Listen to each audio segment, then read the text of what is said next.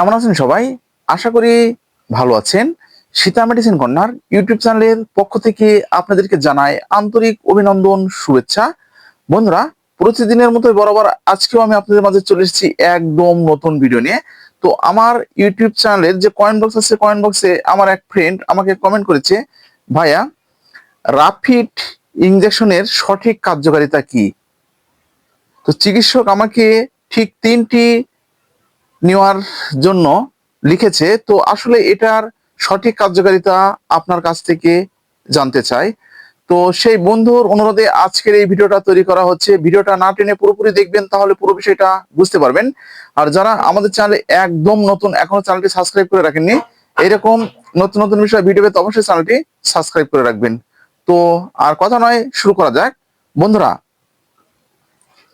Sita medicine corner YouTube channel আপনাদের সেবায় কিন্তু সব সময়ের জন্য নিয়োজিত। তো আমি আপনাদেরকে প্রত্যেকটি মেডিসিন আপনারা যদি বুঝতে না পারেন এবং কোনো মেডিসিন সম্পর্কে যদি আপনারা জানতে চান, তো আমি যতদূর পারি আপনাদেরকে কিন্তু জানাবার চেষ্টা করি। তো যে ইনজেকশনের কথা আপনি বলেছেন, রাপিড ইনজেকশন, এই ইনজেকশনের সঠিক যে কার্যকারিতা সেটা হচ্ছে,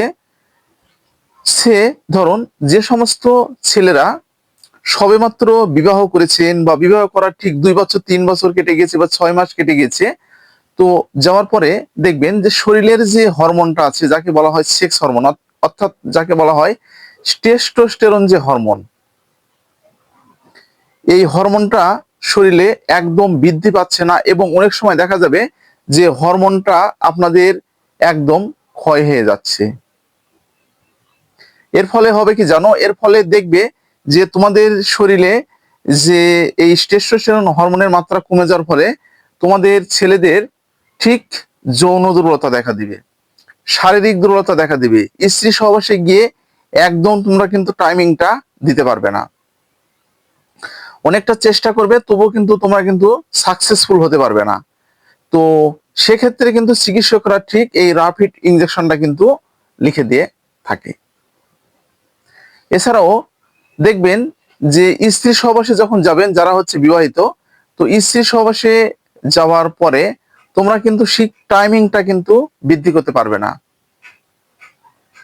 টাইমিংটা দেখবে যে তোমার প্রয়োজন 5 মিনিট বা ধরুন 10 মিনিট, কিন্তু সেটা কিন্তু একদম 10 সেকেন্ডে বেরিয়ে যাবে।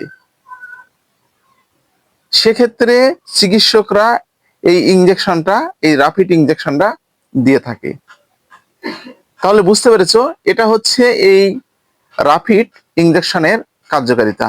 এক কথায় বলতে গেলে এই রাপিড ইনজেকশনটা যৌন দুর্বলতা দূর করার ক্ষেত্রে ব্যবহার করা হয়ে থাকে। শরীরে টেস্টোস্টেরন হরমোনের মাত্রা বৃদ্ধির জন্য চিকিৎসকরা দিয়ে থাকে। আশা করি বুঝতে পেরেছো। তো বন্ধুরা, এটি ব্যবহারের কিন্তু একটি নিয়ম রয়েছে। প্রাপ্তবয়স্কদের জন্য চিকিৎসক ঠিক কারো ক্ষেত্রে 15 দিন পর পরও লিখে থাকে, 21 দিন পরেও লিখে থাকে, আবার কিন্তু এক মাস পর পরও কিন্তু এটা কিন্তু দিয়ে থাকে। তো আমি আপনাদেরকে কিন্তু ঠিক ডোজটা কিন্তু আমি বলে দিলাম না, কারণ এটা ঠিক পরীক্ষা নিরীক্ষা করে চিকিৎসকরা কিন্তু আপনাদেরকে বলে দিবে। সেই অনুপাতে কিন্তু ডোজটা আপনাদেরকে মেনটেন করতে হবে।